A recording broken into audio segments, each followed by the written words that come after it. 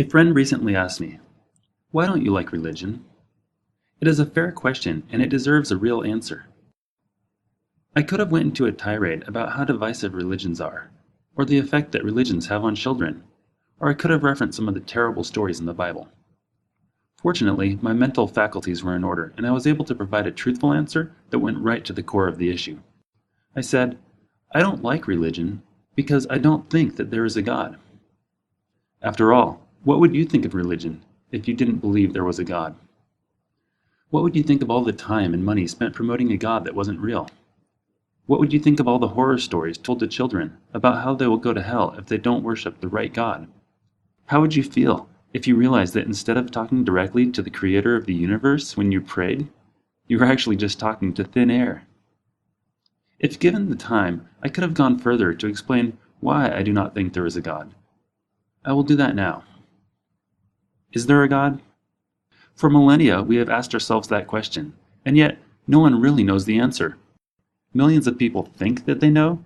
In fact, they are certain beyond the shadow of a doubt that their God exists. But then again, there are millions of other people who know beyond a shadow of a doubt that their own God exists instead. What would it mean if there was a God? What would it be like? Given the absence of any facts beyond hearsay, and given the lack of a specimen to actually examine, we should consider what we know from what we have seen in nature. If a God is an intelligent being, then what do we know about intelligent beings? For starters, every intelligent being that we know of is a living creature. It is born, it lives, it reproduces, and it dies. Furthermore, every living creature that we have seen is part of a larger group, a species. I think that if there is a God, then there must be many gods, a whole order of them. In order to be considered gods, they would have to be so great in their power and in their intelligence that their very nature would be far beyond our understanding. Their ways would seem like magic to us. Their ways would in fact be magic. Though this begs the question, what is magic if not just a natural phenomenon that we don't yet understand? Would we invent this sort of being if it did not actually exist? That wouldn't make sense, would it? Isn't that an indication that there must be a God? Well, looking into history, we have invented thousands of gods that don't exist. Even modern-day Americans are still inventing gods. But what if these people are all just inventing the same God? What if they are just getting it slightly wrong? That's a great question, and it's also a big problem. Why would a God let all of these people get it wrong? Especially in the case of the most popular modern religions, when getting it wrong means you go to hell for it. To me, it all boils down to one simple thing. Is there a God? If there was, and if he actually cared about humankind, then no one would ever have to ask. The other day, I saw this article in the newspaper. It is a picture of the Pope on his recent visit to Cuba. They say that a picture paints 1,000 words, and this one does not fall short.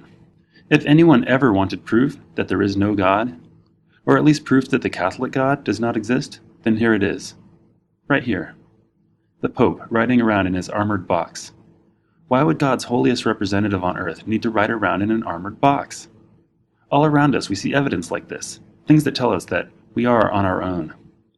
The Pope's armored car, churches who buy property insurance, children starving to death all over the world and all throughout history, the fact that bad things happen to the most pious followers of all religions, the fact that where holy books get it wrong, modern humanity gets it right, these all stand as evidence that we are indeed on our own. And we've done a damn good job of being on our own. Everything that makes modern life so good, so easy, so entertaining, all comes from us. The farming techniques that enable us all to eat as much as we want, the medical care that allows us to survive heart attacks and live to be 100 years old, the massive amounts of information that is available at our fingertips, the ability to create beautiful music and carry it around with us and listen to it whenever we want. Running water, cars, roads, airplanes, the postal service, personal security, the list is practically endless. Every one of these things comes to us thanks to the efforts of our ancestors, our fellow humans, and ourselves. Is there a God? No one really knows, but one thing is for sure. Either there is no God, or God is hiding. We are on our own. For better. The purpose of this channel is to get you to ask yourself these two questions. Number 1. How strong is your faith? Number 2. Why?